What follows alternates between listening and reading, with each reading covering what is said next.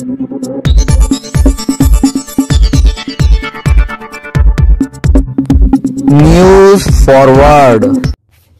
Forward channel मध्ये आपले स्वागत आहे। मोठी बातमी, भोकरदन मध्ये दोन्ही दानवेंची हॅट्रिक। पहा न्यूज फॉरवर्डची सविस्तर रिपोर्ट। विधानसभा निवडणुकीमध्ये भोकरदन विधानसभेमध्ये मतदारांनी महायुतीच्या बाजूने कौल दिला आहे। मात्र हा कौल देत असताना या मतदारसंघातील मतदारांनी दोन्ही दानवेंची हॅट्रिक केली आहे। त्यामध्ये संतोष दानवे यांनी सलग 3 वेळा निवडून येऊन आपल्या नावावर हॅट्रिकचा विक्रम केला आहे, तर प्रभावित उमेदवार चंद्रकांत दानवे यांच्या सुद्धा सलग 3 वेळा पराभव झाल्याने त्यांची देखील पराजयाची हॅट्रिक झाली आहे। या मतदारसंघात आतापर्यंत कोणताही उमेदवार सलग 3 वेळा पराभूत झाल्याचा इतिहास नाही। मात्र या निवडणुकीत पराभवाची सुद्धा हॅट्रिक करण्याची नोंद ही चंद्रकांत दानवे यांच्या नावावर झाली आहे। आमदार संतोष दानवे यांनी सुरुवातीपासूनच प्रचारात पूर्णपणे आघाडी घेतली होती।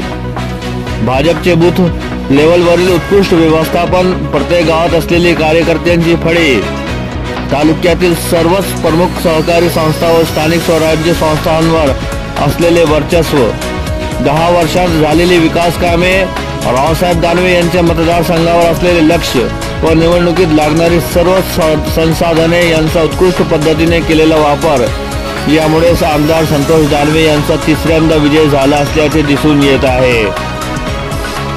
राज्यात सर्वाधिक 32 उमेदवार भोकरदन मतदारसंघात रिंगणात होते।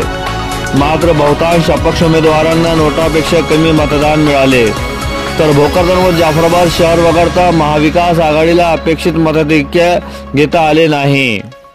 लोकसभा निवडणुकीतील रावसाहेब दानवे यांचा झालेला पराभव, मराठा आरक्षणाच्या मुद्द्यावर असलेली नाराजी दानवेंना पराभूत करू शकते हा महाविकास आघाडीचा समज संतोष दानवे यांच्या विजयातून रावसाहेब दानवे यांनी खोडून काढला आहे।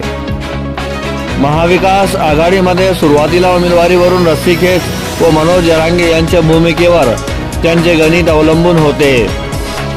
चंद्रकांत दानवे यांच्या उमेदवारीनंतर महाविकास आघाडीत कुठलीही गटबाजी दिसून आली नाही। सर्वच नेत्यांनी एक दिलाने काम केले। मात्र चंद्रकांत दानवे यांच्याकडे निवडणूक लढण्यासाठी आवश्यक असलेले नियोजन प्रभावी नसल्याने त्यांना फटका बसला।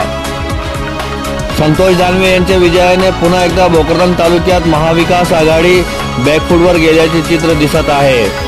मात्र या मोठ्या प्रभावानंतर महाविकास आघाडीचे कार्यकर्ते सैरभैर झाले आहेत। माजी केंद्रीय रेल्वे राज्यमंत्री रावसाहेब दानवे यांचा 5 महिन्यांपूर्वी झालेल्या लोकसभा निवडणुकीत पराभव झाला होता, त्यामुळे मतदारसंघाचे मोठे नुकसान झाले होते। मात्र दानवे यांनी पराभवाने खचून न जाता दुसऱ्याच दिवसापासून विधानसभा डोळ्यासमोर ठेवून ग्रामीण भागात झंझावात सुरू केला। त्यामुळे संतोष दानवे यांना तिसऱ्यांदा निवडून आणण्यात